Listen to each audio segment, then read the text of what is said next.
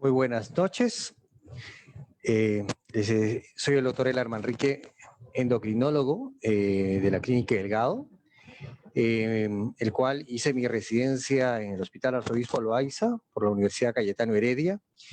Y vamos a tocar un tema, yo creo que de bastante interés para todos, que es un tema de, entre comillas, de controversia, porque creo que está muy claro sobre la población vulnerable en COVID-19, sobre obesidad y diabetes. Yo tengo estos conflictos de interés, he sido presidente de la Sociedad Peruana de Endocrinología, tengo algunos fondos de ensayos clínicos y tengo también algunos contratos con la industria. Es importante evaluar qué es lo que ha sucedido con el ser humano en los últimos 200 o 300 años.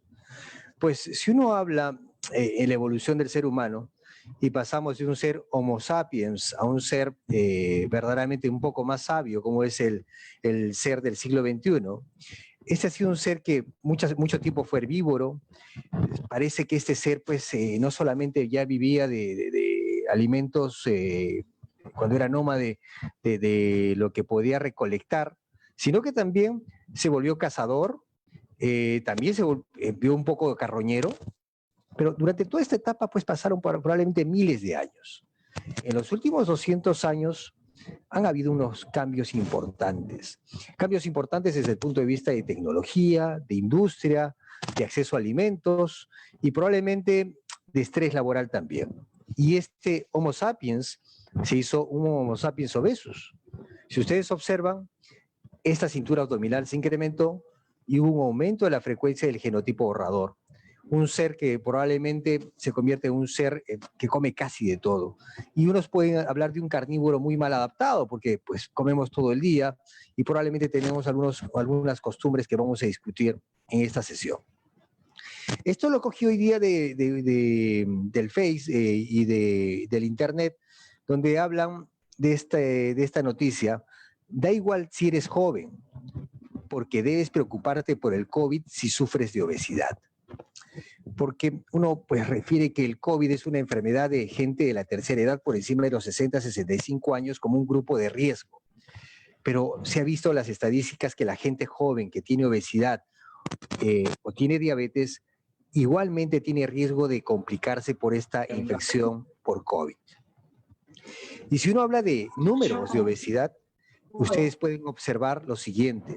Pueden observar cómo las estadísticas se han ido incrementando en el tiempo y ustedes ven que el país que tiene más obesidad en el mundo son los Estados Unidos. Tenemos una prevalencia del 45-50% de obesidad en los Estados Unidos. México un 35 a 40% y el Perú tiene aproximadamente 53% entre sobrepeso y obesidad de acuerdo al índice de masa corporal. Y si hablamos de la tasa de obesidad, un 20% de este país tiene obesidad. O sea, tenemos un índice de masa corporal por encima de 30, aproximadamente unos 6 millones de peruanos. Entonces, la tasa es muy prevalente, se convierte en un problema de salud pública importante y vemos que el número es fundamentalmente elevado. Si tenemos la obesidad como un gran número de pacientes y a la vez pacientes con diabetes mellitus, esto es una ola gigante. Y si vemos que esto es una enfermedad metabólica donde el especialista de esta enfermedad es el endocrinólogo, yo les contaría que en el Perú somos aproximadamente 360 endocrinólogos. Para tratar una enfermedad que abarca más de 6 millones de personas o una diabetes que abarca a 1,5 millones de personas es bastante difícil. Por lo tanto, hay que tener preparación no solamente el médico especialista, sino probablemente otras subespecialidades como el médico internista o el médico general, también del médico de nivel primario. Tiene que tener entrenamiento en lo que es obesidad y diabetes mellitus hoy en día. La gran pregunta es si la obesidad verdaderamente es una enfermedad.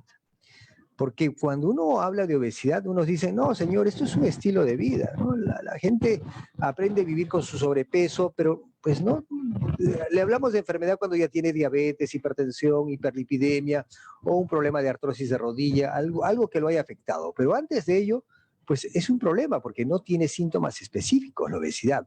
Cierto que vamos incrementando de peso, tenemos mayor grasa abdominal, mayor grasa a nivel de tejido subcutáneo, pero sí sabemos que ese es un factor de riesgo para otras enfermedades metabólicas, inflamatorias, mecánicas. Y el otro detalle, como no es reconocida como una enfermedad muchas veces, no tiene cobertura de seguros. Al no tener cobertura de seguros, pues uno va para un tratamiento de obesidad, por lo tanto no tiene un programa para manejo de obesidad, no tienen terapia para el manejo de obesidad y por lo tanto cuando uno va por obesidad le dicen, señor, usted no tiene ninguna enfermedad. Entonces miren cómo es esa paradoja. ¿Es o no es una enfermedad? Pero sí sabemos que produce más de 225 comorbilidades relacionadas a la obesidad. Está relacionada a múltiples patologías quirúrgicas y no quirúrgicas. La litiasis vesicular, por ejemplo, es una de las patologías más frecuentes en la gente que tiene obesidad y sobre todo en edad joven. Está relacionada a muerte prematura. La gente que tiene un índice de masa corporal por encima de 40, por ejemplo, pues no viven, su muerte prematura es antes de los 60 años, lo cual es bastante grave. Entonces, es muy compleja la obesidad. ¿Por qué? Porque la obesidad, al no tener un seguro, al no tener una identificación todavía como una enfermedad por parte de todo el sistema de salud, pues verdaderamente no la tomamos muy en serio. Pero yo creo que la obesidad necesita ser respetada por todos los números que hemos visto. Necesita ser comprendida porque la gente baja de peso a corto plazo, pero su mantenimiento es totalmente muy difícil a largo plazo. Necesita ser tratada. A pesar que no tiene cobertura de seguros, el sistema tiene que crear un sistema para tratar a la gente que tiene obesidad, para mitigar las comorbilidades relacionadas a la obesidad. Y por lo tanto necesita ser prevenida, porque la gente que tiene sobrepeso va a ser obesa. Entonces, ¿por qué yo tengo que esperar que mi paciente que tiene sobrepeso pase a obesidad? ¿Por qué no hago algo para que el paciente detenga ese sobrepeso e intervengo y este paciente baje más de peso? Sabemos que es un problema de salud pública, sabemos que tiene una difícil fisiopatología, vamos a repasar algo de ella y es muy heterogénea, es una enfermedad poligénica, hay muchos genes relacionados a obesidad, por lo tanto es muy difícil de hallar una terapia genética para la misma y requiere múltiple intervención, una intervención muchas veces desde el punto de vista conductual, un punto de vista de manejo nutricional, desde el punto de vista de alimentos, un punto de vista de manejo del endocrinólogo por las comorbilidades que tiene. Y por lo tanto, no solamente es un problema de comida, es más que un problema de alimentación, es un problema que está relacionado al estilo de vida y a la forma de que vivimos, sobre todo en las grandes ciudades y en la zona urbana, por eso están.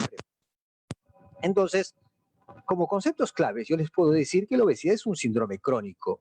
Al ser un síndrome crónico, ustedes pueden observar que verdaderamente es una enfermedad de por vida. Hay que tener objetivos realistas. Bajar un 5 o 10% es muy bueno para todo, para el hígado graso, para la diabetes, para prevenir enfermedades. Pero tenemos que necesitar una estrategia integral. Hay que tener en cuenta que el factor ambiental es fundamental. Con quién vives, con quién andas, tu ambiente obesogénico, tu conducta y tu actitud frente al manejo del peso, y esto implica que el paciente tenga una empatía con el equipo que va a ser manejado por la obesidad. Entonces, teniendo esta introducción de la obesidad, empezamos a tener un concepto, el índice de masa corporal, que es el peso de la talla al cuadrado, el índice de masa corporal por encima de 30, catalogado como obesidad, y saben que el índice de masa corporal para la gente latina a veces se ve un poco sesgado, hay estudios que refieren que nosotros deberíamos ser catalogados como obesidad a partir de un índice de masa corporal por encima de 27. Pero no vamos a hablar del tema porque verdaderamente estamos muy hacia el norte y estamos culturizados con ese tema. Ahora, el otro punto crítico es la obesidad central y es la obesidad abdominal. La acumulación de grasa a nivel de la zona abdominal, un tipo de grasa inflamatoria, que es muy diferente, es una grasa visceral, una grasa que nos va a traer muchos problemas en el tiempo. ¿Y cómo vamos a estar aquí ajustándolos? Estos adipocitos que tienen un determinado tamaño se comporta como un órgano endocrinológico. Al ser un órgano endocrinológico va a producir una serie de hormonas que van a estar involucradas en lo que es en el apetito, va a estar en la función del endotelio, va a estar involucrada en lo que es en la resistencia del vaso sanguíneo, va a estar involucrado el adipocito en que nosotros tengamos la posibilidad o no de tener un efecto en lo que es diabetes o no. Entonces, estas citoquinas, como ustedes ven que son múltiples, van a influenciar en lo que es en la parte metabólica del ser humano. Este adipocito tiene una materia prima, que es el preadipocito. Y antes del preadipocito está el fibroblasto. O sea, un fibroblasto se convierte en un adipocito, y este preadipocito va a convertirse en un adipocito maduro con unos vasos sanguíneos colaterales, y los cuales tienen aproximadamente, son muy pequeñitos, menos de 5 micras, y verdaderamente se expanden y van creciendo. Pero cuando la gente sube de peso, estos adipocitos se hiperplasian, crecen, se hipertrofian, y al hipertrofiarse se convierte en una célula diferente de la célula primaria. Por lo tanto, este adipocito, como ven acá, más grande, hiperplásico, que es del paciente obeso, está generado y tiene alrededor múltiples células que son los macrófagos. Y vamos a ver que genera una reacción inflamatoria. Y solamente para adelantarles, miren cómo la insulinoresistencia estaba bien, no había. Y cuando hay hiperplasia de estos adipocitos, esta hiperplasia que se vuelve importante, también se hace muy importante la insulinoresistencia en el paciente.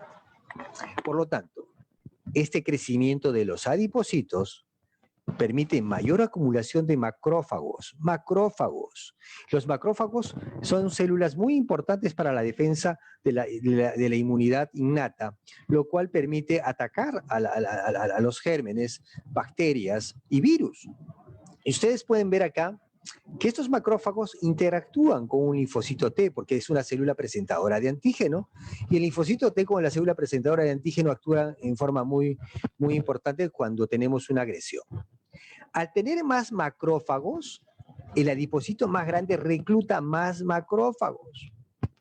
Y vamos a tener la posibilidad de tener más acompañamiento de linfocitos T.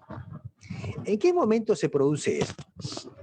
Se habla al tener más macrófagos, eso se llama una inflamación de bajo grado. Tenemos expresión de quimoquinas proinflamatorias, vamos a reclutar células inflamatorias, y estos macrófagos se van a unir a los ligandos del receptor del linfocito T mediante lipopolisacáridos.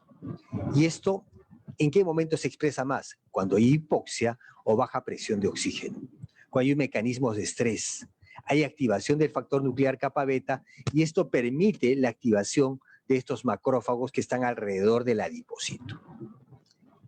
Entonces, si ustedes observan acá los adipocitos con los macrófagos, liberan interleuquina 6, interleuquina 1 beta, factor de necrosis tumoral alfa, proteasas, y esto que permite un estado inflamatorio crónico leve en forma crónica. Esto se llama inflamación de bajo grado. El paciente que tiene obesidad vive una inflamación de bajo grado crónica. No se da cuenta. El paciente está inflamado, pero va haciendo una disfunción endotelial en forma progresiva. Y es interesante observar que el paciente solamente se va a dar cuenta cuando empieza a tener resistencia a la insulina, prediabetes o diabetes, y empezamos a hacer enfermedades metabólicas o cardiometabólicas relacionadas a este estado inflamatorio crónico. Y está relacionado a la resistencia a la insulina.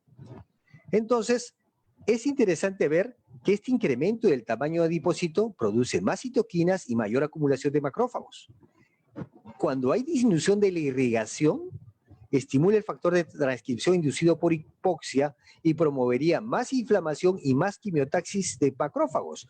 Esta palabra de hipoxia, la hipoxia hoy está, saben que es un factor que es un problema actualmente relacionado a COVID.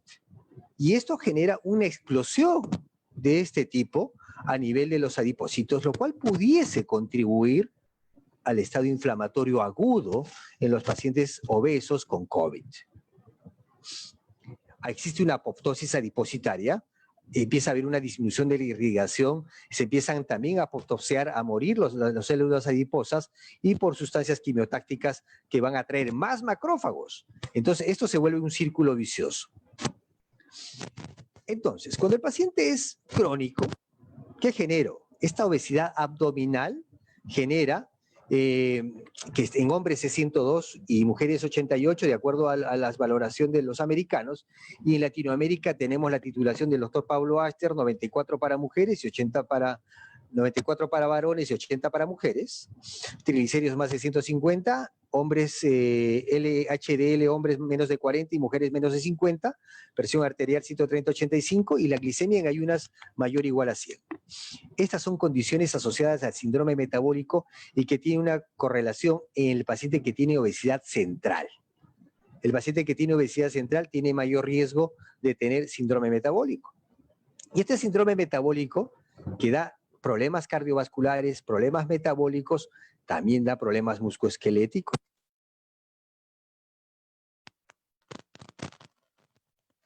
Problemas respiratorios. El paciente que tiene obesidad, per se, ya tiene mayor riesgo de hacer disnea o asma bronquial.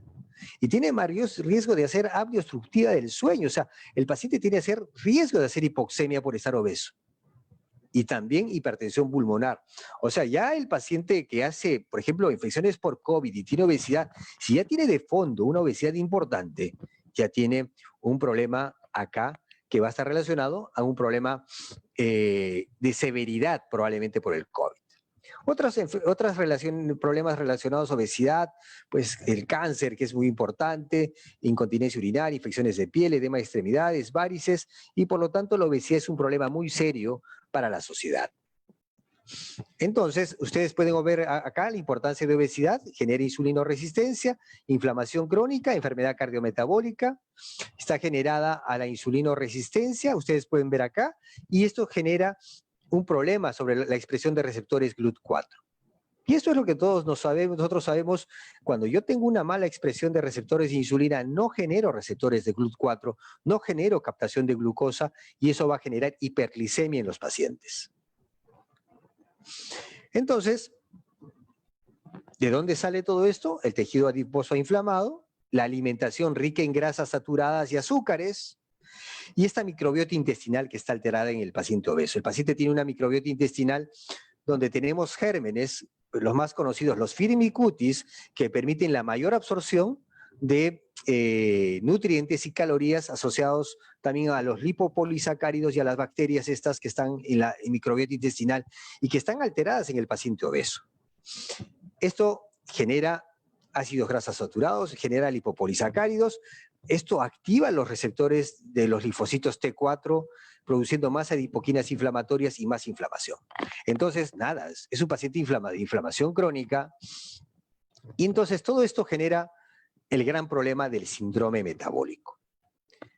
Si ustedes observan, entonces, esta inflamación de bajo grado se puede convertir en una explosión y puede convertirse en una inflamación de alto grado. Esa es la gran pregunta.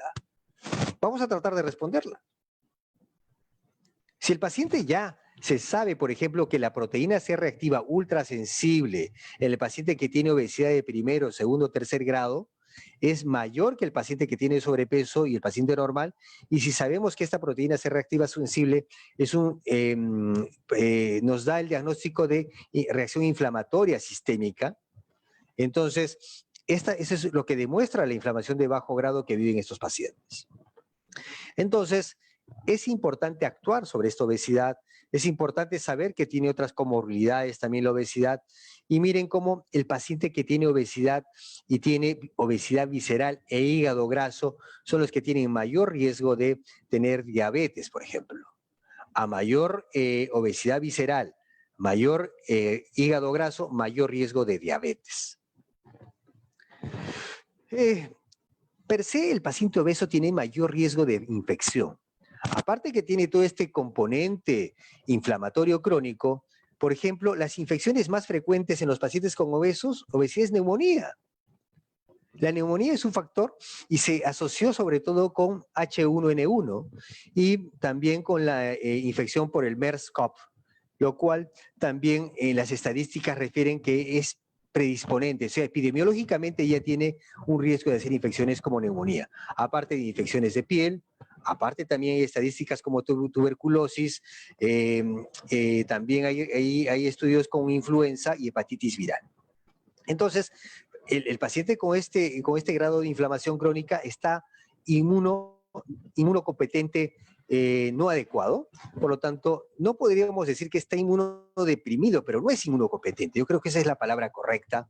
Por lo tanto, el paciente con obesidad tiene una comorbilidad y una inflamación crónica, tiene riesgo metabólico y tiene su disfunción respiratoria, mecanismo respiratorio deteriorado, mayor resistencia de las vías respiratorias, intercambio de gas deteriorado, bajo volumen pulmonar y baja fuerza muscular. Y todo esto va a influir en el curso severo del COVID-19. Porque si uno ve las estadísticas y uno lee a veces hasta en los periódicos, dice 75% de las unidades de cuidados intensivos son pacientes con obesidad. Y las estadísticas vamos a ver que los que se complican más son los pacientes que tienen obesidad y llegan a las UCIs. Y es justamente porque tienen mala mecánica ventilatoria, tienen asma, tienen alteración en el centro respiratorio o tienen un problema de síndrome de apnea-sueño, que es un problema crónico de los pacientes que tienen obesidad.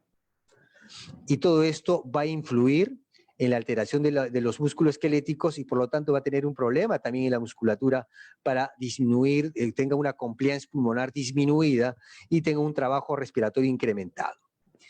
Estos pacientes, si ustedes observan acá en estudios transversales, por ejemplo en el estudio de Nueva York, ustedes pueden ver acá de 1999 pacientes, 48.7% hospitalizados.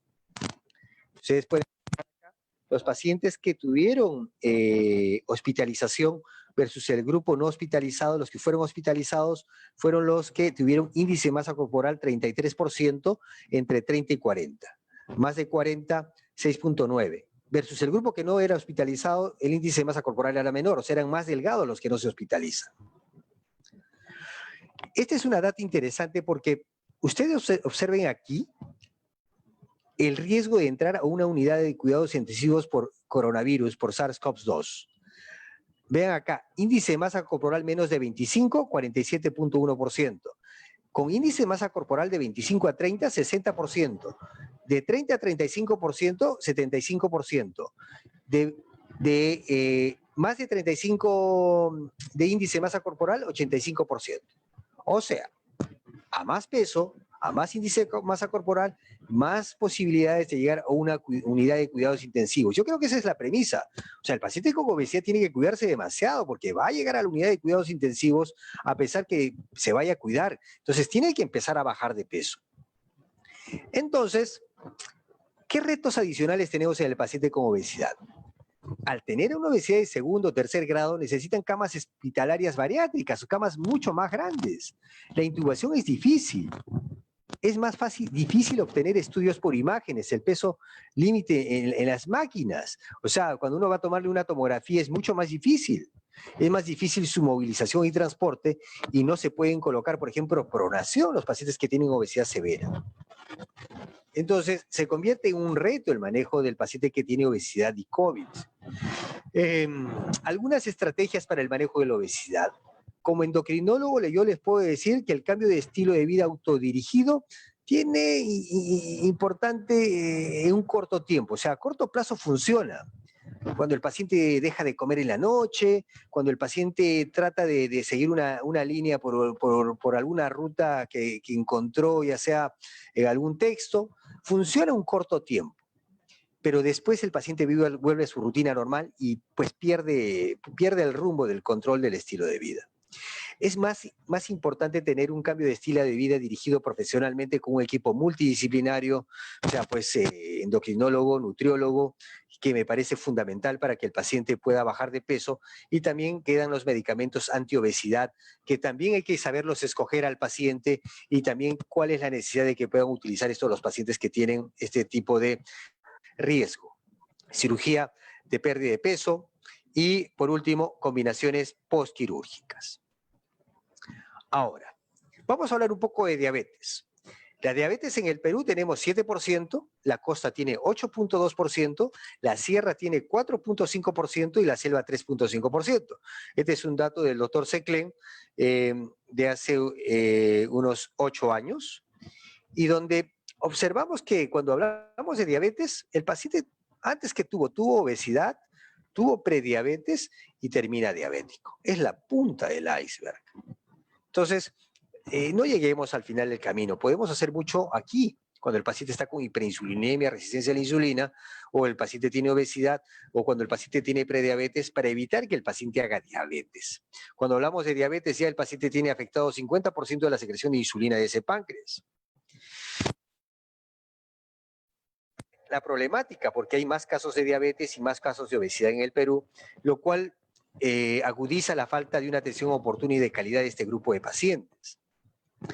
Pero el gran problema de diabetes es el mal control de la diabetes, porque un 66% de los pacientes con diabetes en el Perú no tienen un control adecuado metabólico. Eso quiere decir, si uno tiene como objetivo la glicosilada que debiese de estar por debajo del 7%, solamente el 33% tienen esta glicosilada por debajo del 7%. O sea, la mayoría de pacientes no tienen un adecuado control metabólico. Entonces tenemos una hiperglicemia frecuente, es crónica, es alta. Entonces, la hiperglicemia es un marcador, vamos a ver. Es frecuente en pacientes hospitalizados con o sin historia de diabetes. A veces hablamos de hiperglicemia reactiva.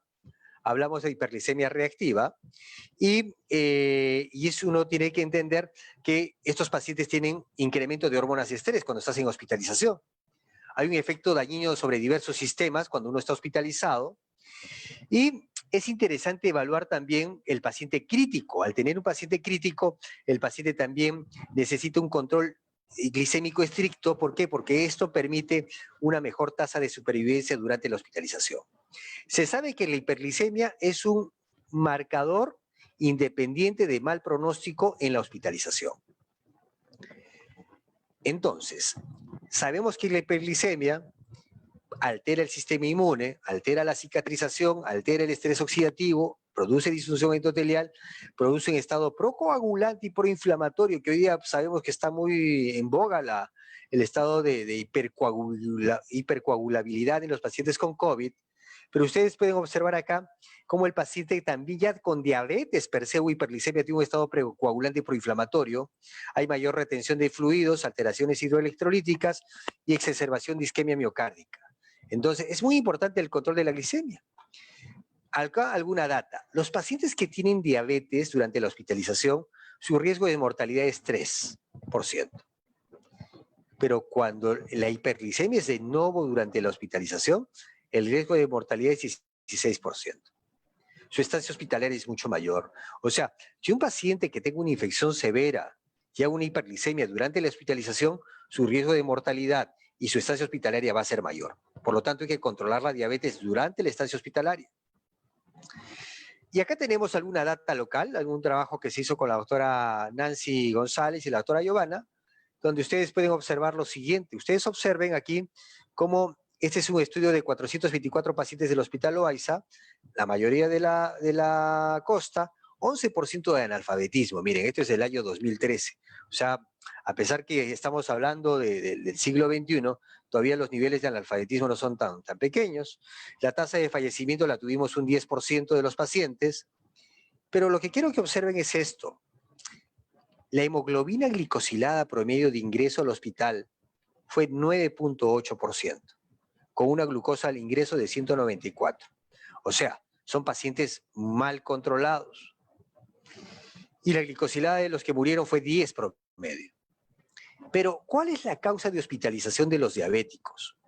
Volvemos al hecho, en el Hospital Arzobispo Loaiza, ustedes pueden observar que el 60 y tantos por ciento, aproximadamente un 66%, son infecciones, teniendo a la cabeza infección del tracto urinario 22%, infección respiratoria 11%, pie diabético 20%. Y esto más o menos hace un 60 y tantos por ciento. Y ustedes pueden observar que la enfermedad miocárdica apenas llega a un 6 o 7%. Entonces, ¿qué sucede en el hospital público? El paciente es crónicamente enfermo, con muy mal control metabólico, al estar menos inmunocompetente, tiene más tuberculosis, más neumonía y más infecciones respiratorias. Es el estado con el cual llegan los pacientes al hospital del servicio público. ¿Qué pasa con el coronavirus y la diabetes tipo 2? Es interesante ver las implicaciones terapéuticas que pueden tener estos pacientes, porque si uno ve que la diabetes tipo 2, uno utiliza múltiples fármacos, cuando uno usa fármacos para mejorar la secreción de insulina del páncreas, usa fármacos para que el hígado no produzca tanta azúcar, usamos fármacos para que el riñón no, para que excrete más glucosa, usamos fármacos también desde el punto de vista para que el adipocito sea de mejor calidad y produzca una mejor sensibilidad a la insulina. Y también usamos fármacos que tienen efecto pleiotrópico que actúan en múltiples puntos, hasta inhiben el apetito, aumentan la secreción de insulina. Acá tenemos estos fármacos. ¿Y por qué lo pongo ahí los fármacos? En los inhibidores de PP4, los análogos de GLP-1, la insulina, la metformina, los CGLT2 y las sulfonilurias. Porque tienen que ver con los inhibidores, con el receptor de dipeptidilpeptidasa tipo 4 y con la enzima convertidora de angiotensina 2. Pero ¿qué sucede con el diabético?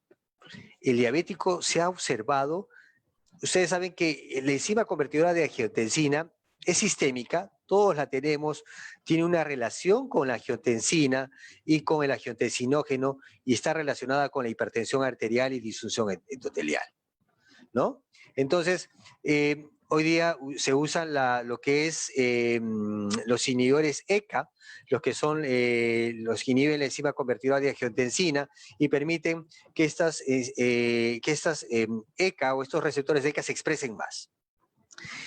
Estos receptores ECA ya el diabético lo tiene sobreexpresado. O sea, si hablamos de un paciente no diabético versus un diabético, el diabético tiene una sobreexpresión de receptores ECA. Y este receptor ECA es el que recibe el SARS-CoV-2. Entonces, el paciente con diabetes tipo 2 puede recibir más SARS-CoV-2 por tener mayor sobreexpresión de receptores de inhibidores ECA, disculpen, de receptores de enzima de convertidora de angiotensina. Esa es una pregunta que está por responder, todavía no es muy claro, pero no hay duda que puede ser una de las causantes por qué los diabéticos no van tan bien en esta condición de la infección por COVID. Pero también los diabéticos tienen una sobreexpresión del receptor dipeptidilpeptidasa tipo 4. La dipeptidilpeptidasa tipo 4, también el SARS-CoV-2 y también el MERS-CoV se une a este receptor. Y por lo tanto, esto permite también que haya una infección en los pacientes por SARS-CoV-2 y esto influye en la infección de los pacientes con diabetes. Entonces, tenemos dos receptores que sobreexpresan en los diabéticos tipo 2, el DPP4 y el receptor, el ECA. Ahora, cuando entra el SARS-CoV-2, infecta el epitelio respiratorio humano, hay una necrosis del epitelio, pero ¿qué sucede aquí?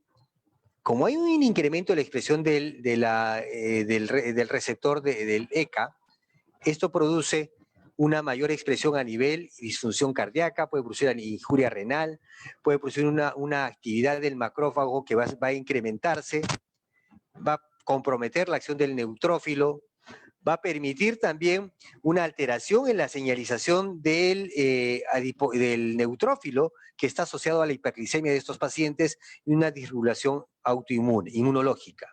Y esto condiciona una tormenta de citoquinas.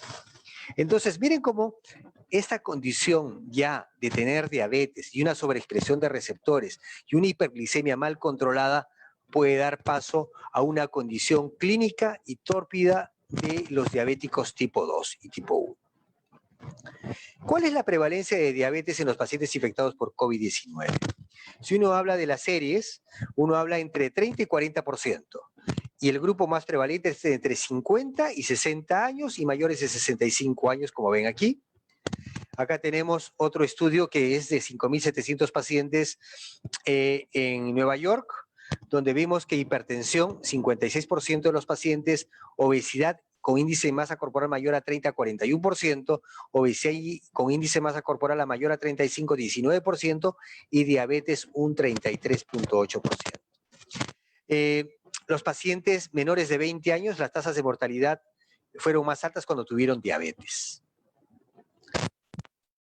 Si uno habla de diabetes no controlada versus de diabetes controlada o hiperglicemia controlada, Y ustedes comparen dos grupos acá. Este es un estudio muy interesante porque me permite comparar verdaderamente cara a cara entre una persona que tiene hiperglicemia no controlada, como este grupo que tiene una glicosilada promedio 8.7%, versus un grupo con diabetes controlada que tiene promedio una glicosilada 5.8%.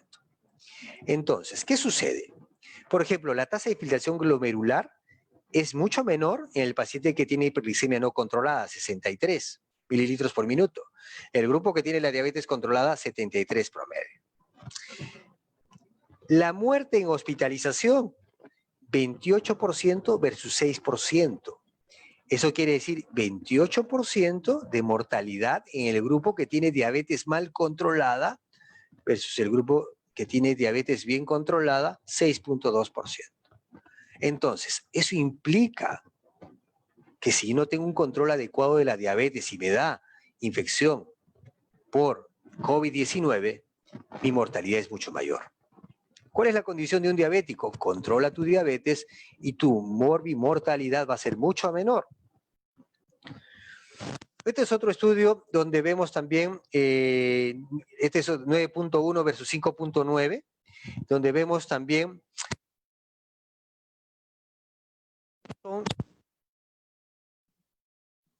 pero con una historia ya de diabetes establecida y donde tenemos la mortalidad de 14.8%.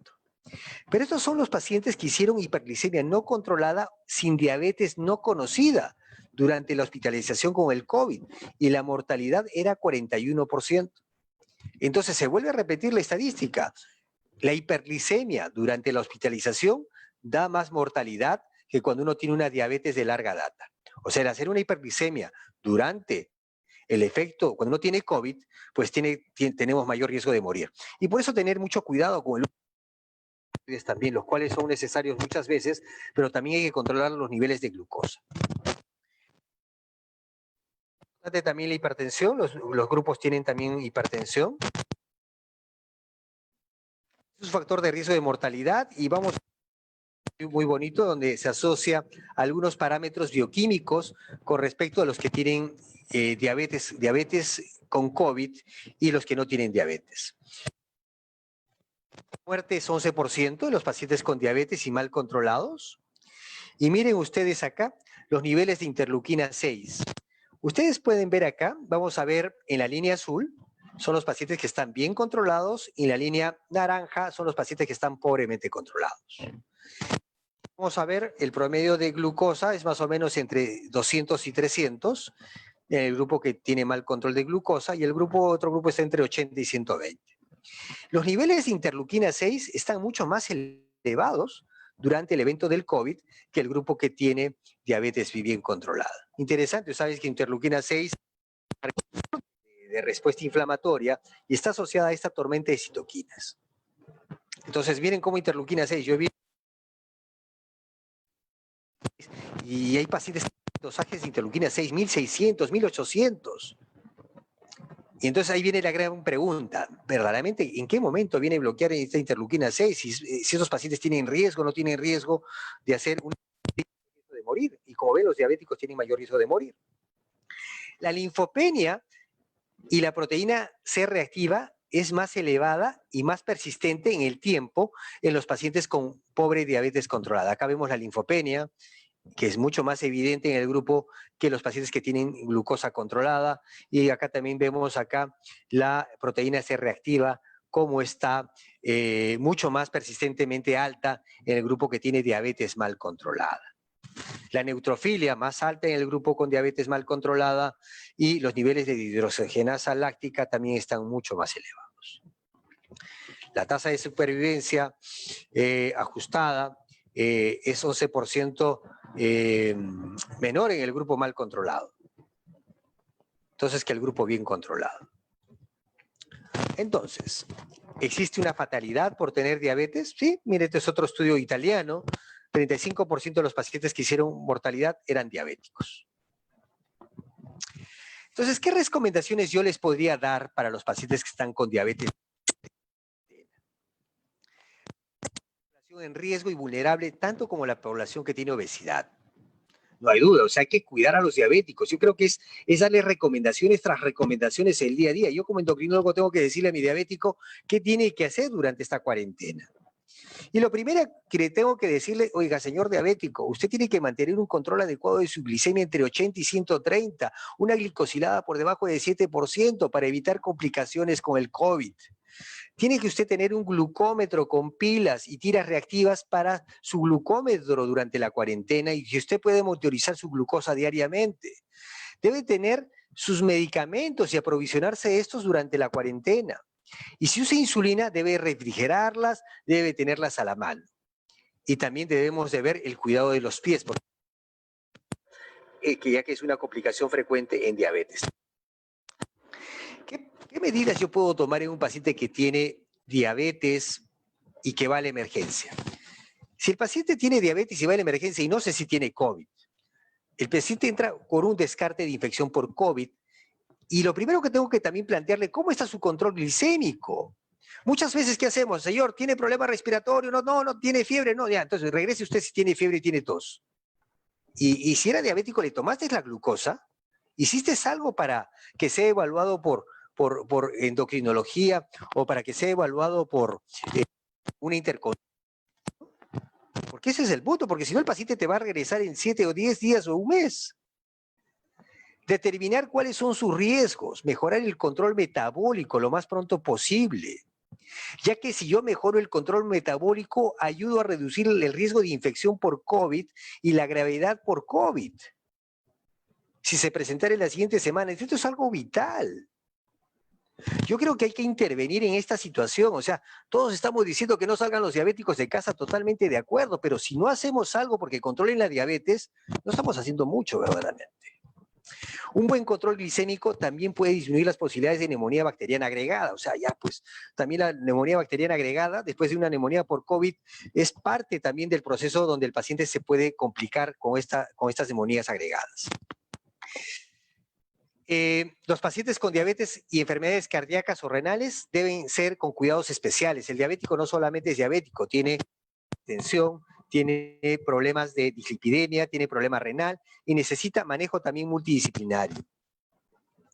El paciente debe ser manejado en casa. Si el paciente no tiene muchos síntomas y tiene COVID, y me dice, el paciente solamente tiene un poco de dolor de garganta, tos y ha sido positivo, ¿qué tengo que hacer? Mantener la hidratación, administrar tratamiento sintomático, paracetamol o acetaminofén, no debe suspender su terapia habitual de hipoglicemiantes orales o insulina y lo más importante, que se comunique con su médico tratante para su seguimiento de esta comunicación, porque el paciente ya está en sus medicinas y el paciente tiene que tratar de que no se complique. Entonces, mientras no se aísle, mientras menos carga viral tenga, menos se va a complicar.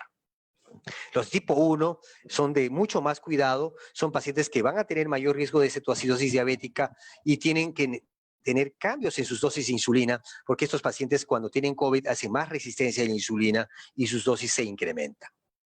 Si el paciente tiene COVID y el paciente empieza a tener un problema con respecto a un problema respiratorio importante y se habla que debe de suspenderse los CGLT2, que son aquellos medicamentos inhibidores del cotransportador 2 de glucosa que hacen que uno permita que salga glucosa por el riñón, pero ¿qué es lo que produce? Hace una disminución del volumen circulante y los puede predisponer a hipotensión. Por lo tanto, hay que retirar esos medicamentos cuando el paciente está con una infección con COVID. Si el paciente está hospitalizado, pueden cambiar las pautas.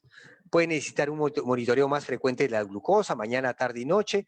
El medicamento de elección, si el paciente está hospitalizado, es insulina, no hay otro. Interconsultar a endocrinología vía remota o vía in situ. A veces, bueno, yo siempre estoy en el hospital, nos llaman a los endocrinólogos cuando a veces la cosa está un poco difícil o no nos llaman. Pero la idea es que el paciente tenga contacto con alguien para que pueda ser manejado posterior al alta.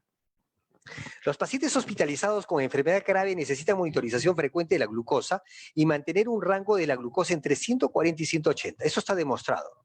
Mientras yo tengo una glucosa por encima de 180, es mayor problema de inmunocompetencia y mayores problemas y riesgo de mortalidad y mayor estancia hospitalaria.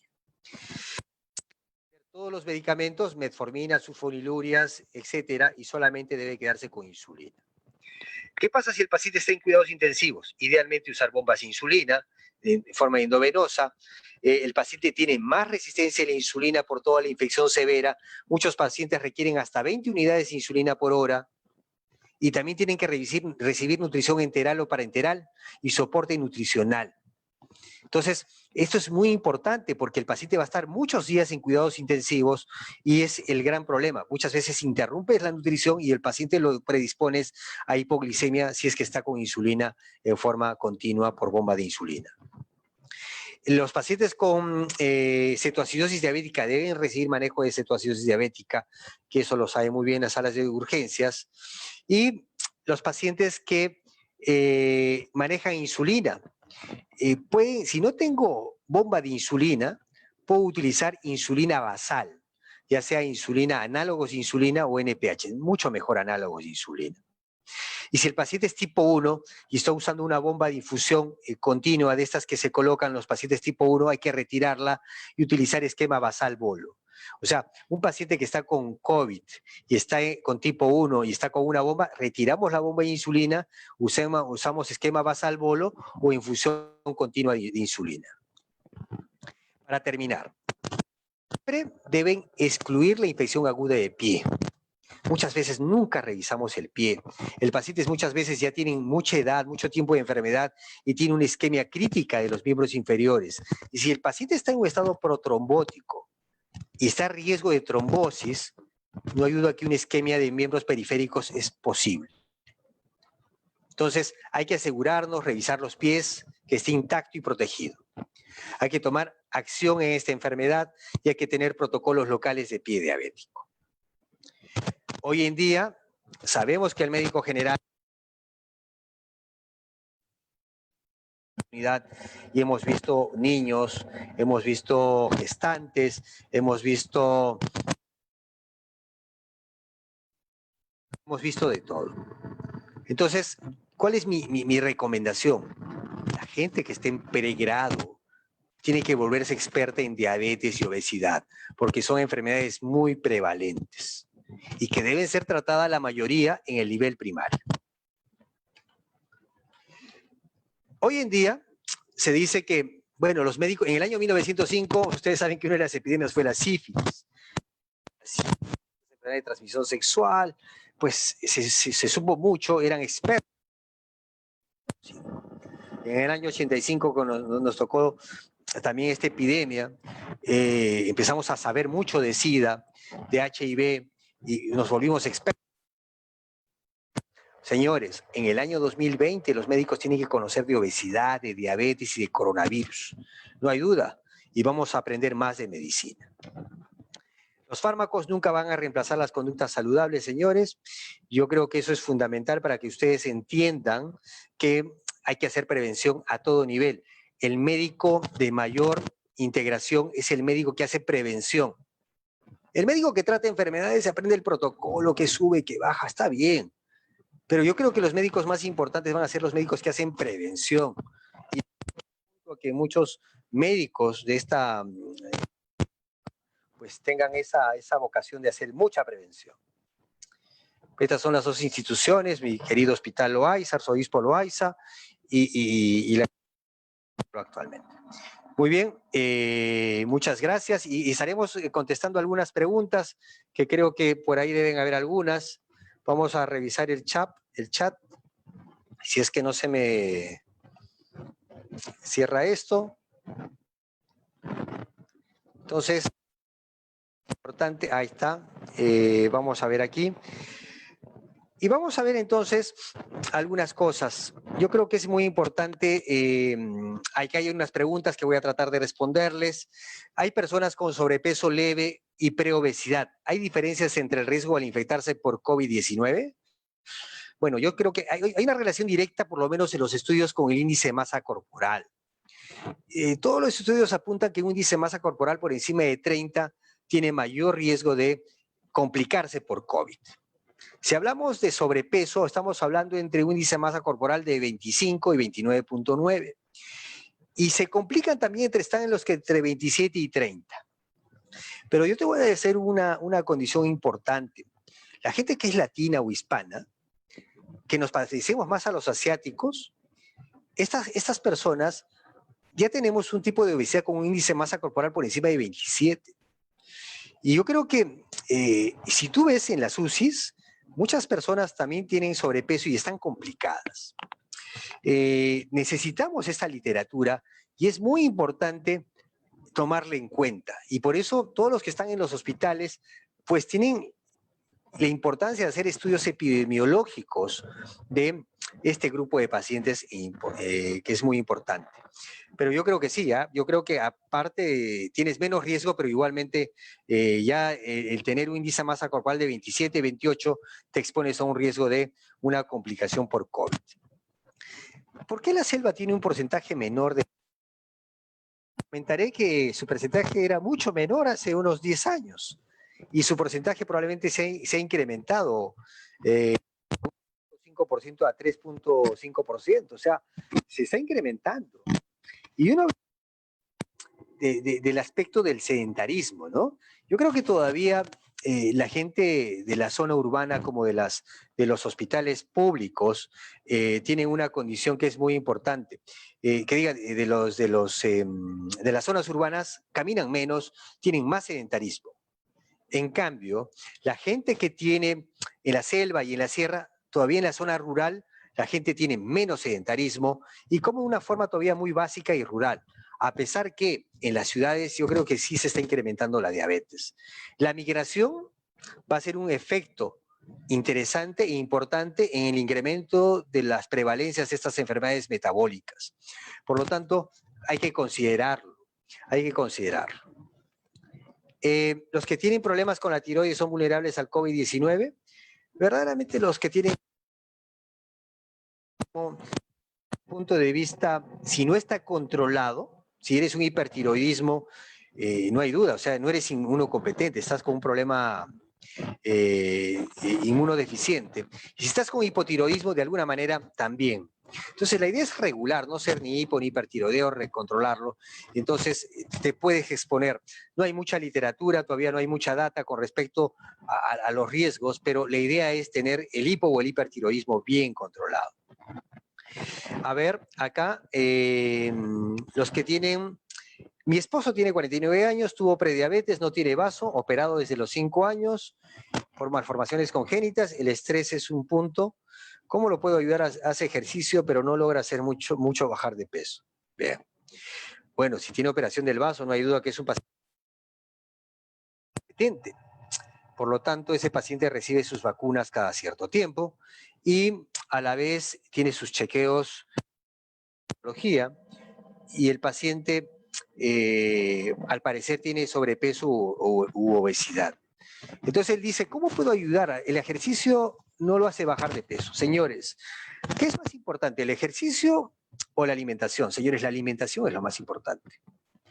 Uno tiene que averiguar qué es lo que me hace subir de peso. Probablemente tengamos otra sesión de alimentos que me gustaría hacerla con respecto a enfoque. Por ejemplo, la gente no entiende que un pan francés tiene 80 calorías y un paquete de galletas de soda tiene 170, 180 calorías. La gente está comiendo mucho paquete de galletas de soda ahora en cuarentena y no sabe que está comiendo 3 veces o 2 veces un pan. La gente no entiende que la quinoa tiene más poder calórico que el arroz. Entonces, ¿qué sucede? No, tienes que estar bien nutrido, tienes que comer más, te doy quinoa. Y aparte de la quinoa te agrego arroz. Oiga,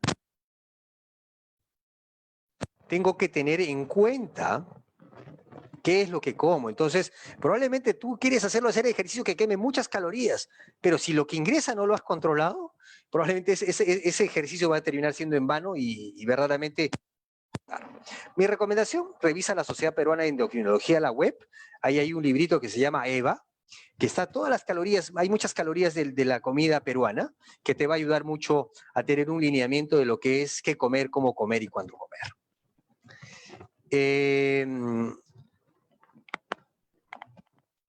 ¿Los pacientes diabéticos pueden tomar warfarina o está contraindicado? La warfarina es un anticoagulante, el cual se indica en aquellos pacientes que tienen un problema de trombosis, un problema pro-trombosis, o un paciente que tiene coágulos o trombos en el corazón, una fibrilación auricular. Entonces, un paciente si tiene todas estas condiciones puede usar warfarina. Pero por ser diabético no debe usar warfarina. Por ahí escuché que los pacientes, si toman warfarina, va a ser menos severo el COVID. Eso no está probado. Y mejor no lo hagan, se ponen en riesgo.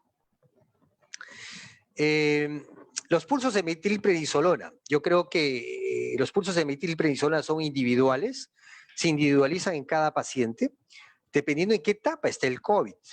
El COVID tiene varias etapas, ¿no? Tiene una etapa donde tú te contagias, haces síntomas, hay pacientes que más agudamente hacen problema respiratorio, otros pacientes que al octavo o noveno día empiezan a hacer el problema respiratorio. No hay un patrón, pero parece que los pacientes diabéticos y obesos son los que más pronto hacen la insuficiencia respiratoria. Y esta tormenta de citoquinas que hablamos al inicio de la charla, pues parece que ser lo que predispone a todo esto. Entonces, parece que hay fisiológicamente una eficacia de estos pulsos de metilprednisolona para bajar esa tormenta de citoquinas. Entonces, parece que hay una relación ahí importante, pero recuérdense que también los pulsos de metilprednisolona a dosis altas producen inmunodepresión. Entonces, ¿a qué expongo al paciente? A infecciones sobreagregadas, infecciones bacterianas. Por lo tanto, uno tiene que tener también mucho cuidado con estos pulsos.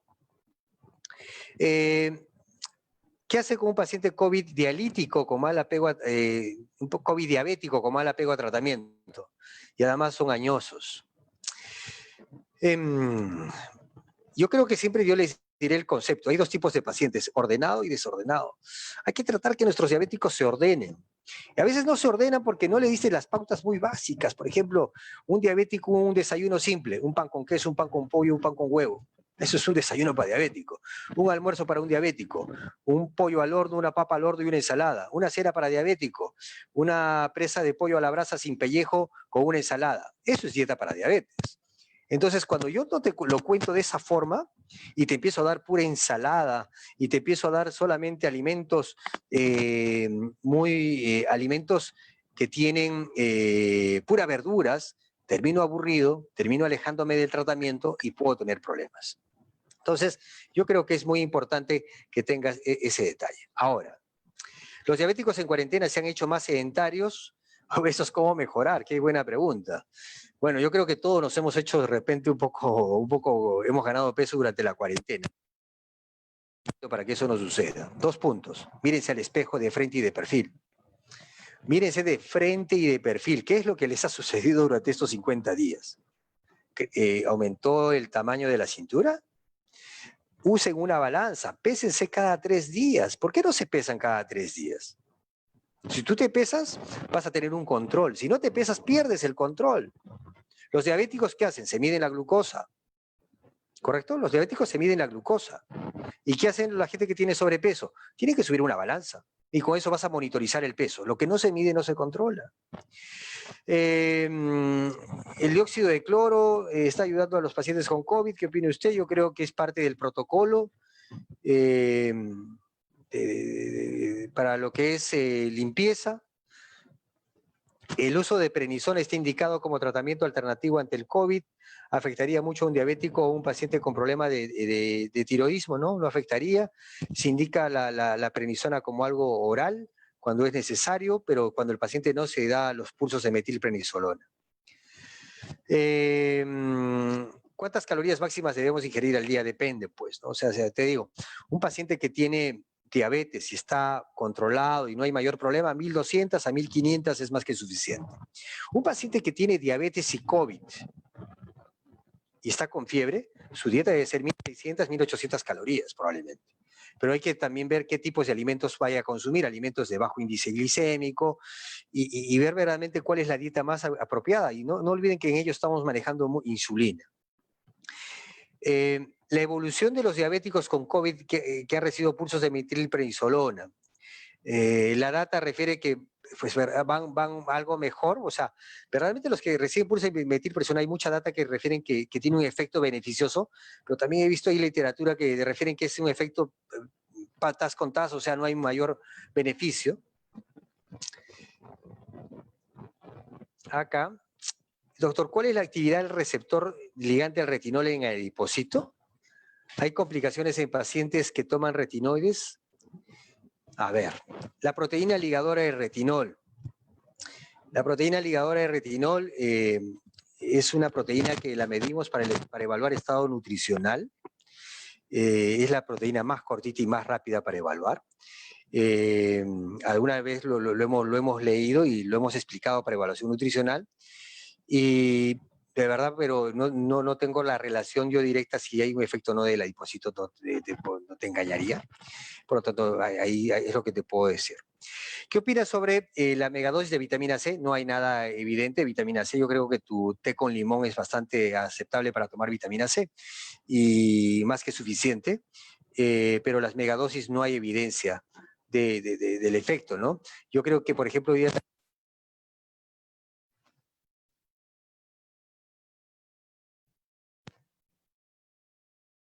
pila, si hay mayor riesgo no del estado,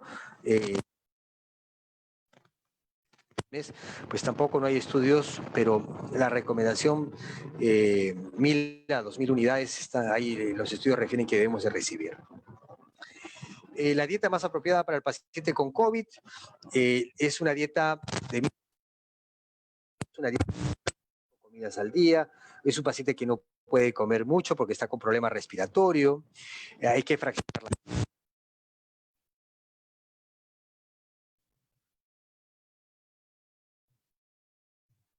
paciente que tiene COVID, hay que fraccionar la dieta, ¿no? Algo más aquí. ¿Usted recomendaría monitoreo continuo de circunferencia abdominal y para los que tienen tensiómetro medida de presión arterial? No hay duda. Con esto de la telemedicina, yo creo que hoy día tuve unas cuantas consultas de telemedicina. El paciente se toma la presión arterial en casa, se mide la cintura, sube una balanza, conversamos con ellos una media hora, vemos su actividad, su actitud, su conducta, si necesitan fármaco, no necesitan fármaco. Son herramientas fundamentales hoy en día. Y sobre todo yo creo que la telemedicina en los próximos 6 meses va a tomar mucho valor y eso va a permitir. Eso va a permitir. Eh,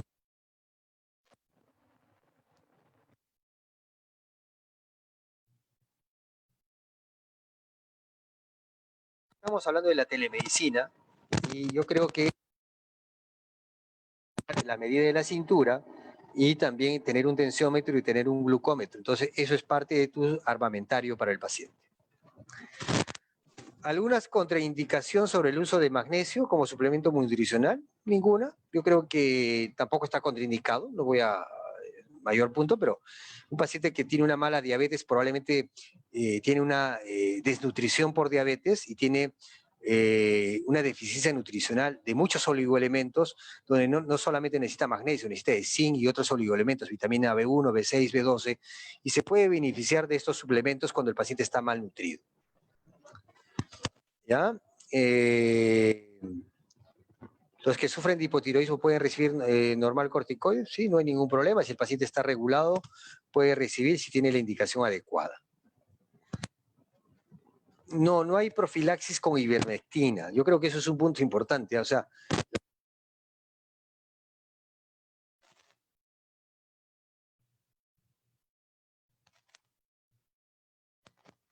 y cuando el paciente tiene COVID, hay reportes de caso y protocolo, pero no,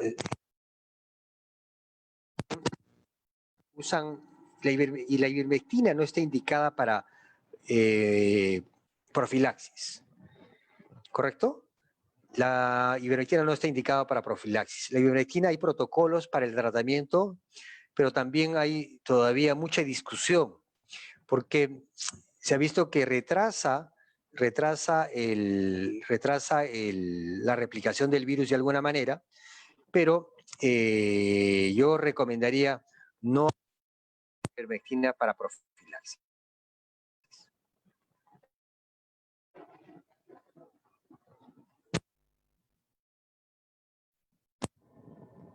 Bueno, yo creo que varias preguntas.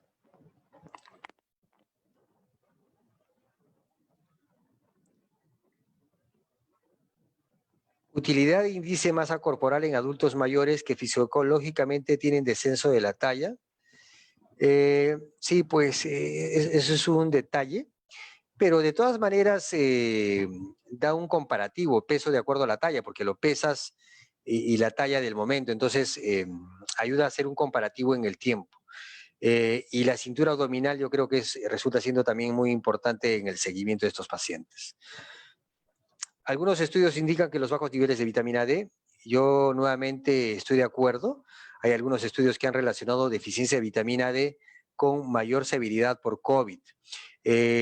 Lo que te digo, la dosis 1000 a 2000 unidades por día de vitamina D, pero tampoco no es la panacea para el tratamiento del COVID.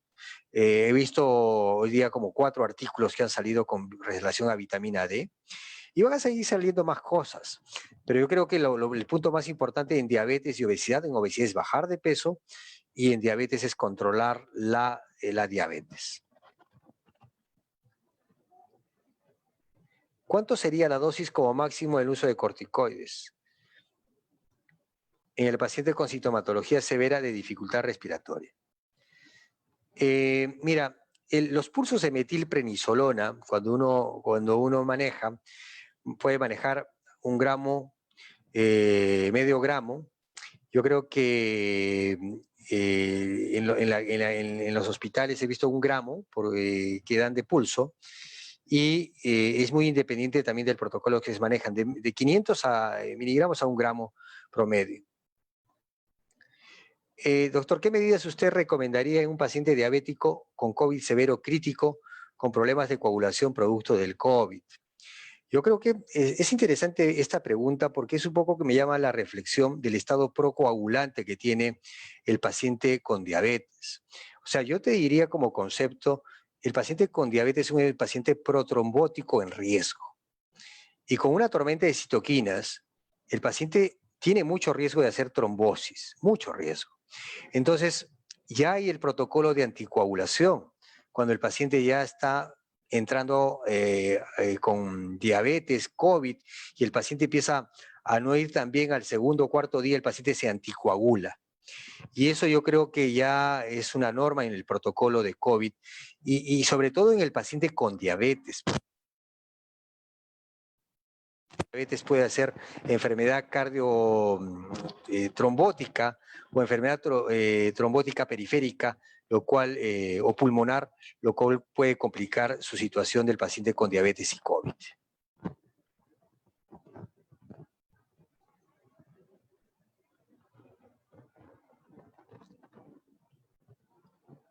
Creo que son todas las preguntas.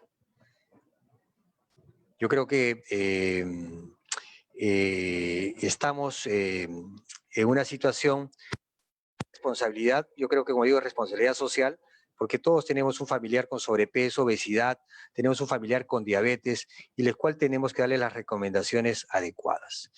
Y la recomendación adecuada verdaderamente es mejore su control de diabetes, baje de peso y trate de evaluar también su carga alimentaria, porque eso también es muy importante. Si tuviese que elegir 5 alimentos básicos, accesibles y balanceados en proteína, grasas y carbohidratos, ¿qué recomendaría para la población en general?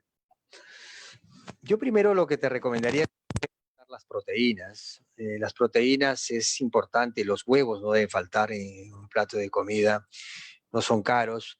El pescado es fundamental, pero a veces no es tan barato. El pollo, las carnes rojas, no tanto siempre y cuando no tengan grasa. La carne de cerdo no es mala, pero la proteína, pescado, huevos. Con respecto al carbohidrato, te recomendaría no mezcles carbohidratos y los carbohidratos complejos, la papa, la yuca, el camote, sea cocido, horneado, pero no mezclarlos, no triturarlos, no hacerlos purés.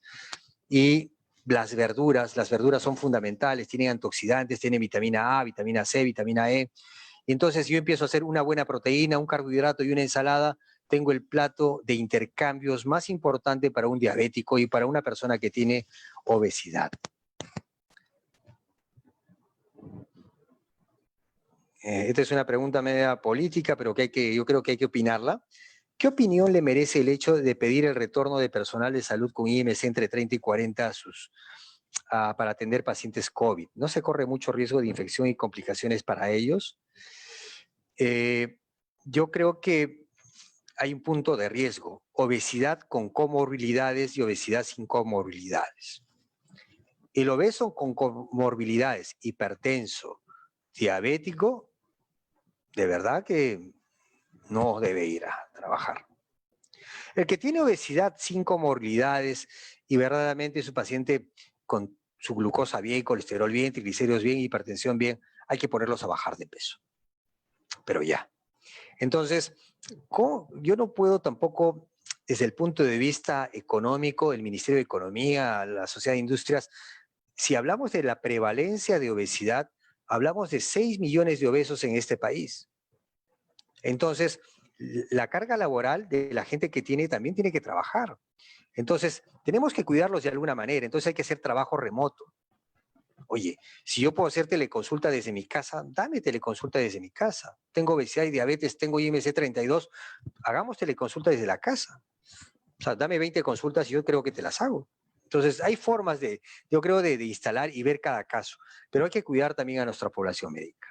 Yo creo que esta es la última pregunta. Agradezco a la Universidad Peruana Cayetano Heredia, a los alumnos, y yo creo que estoy siempre dispuesto a colaborar con ustedes. Y nada, será hasta otra sesión. Muchas gracias y hasta pronto. Muy bien, hasta luego.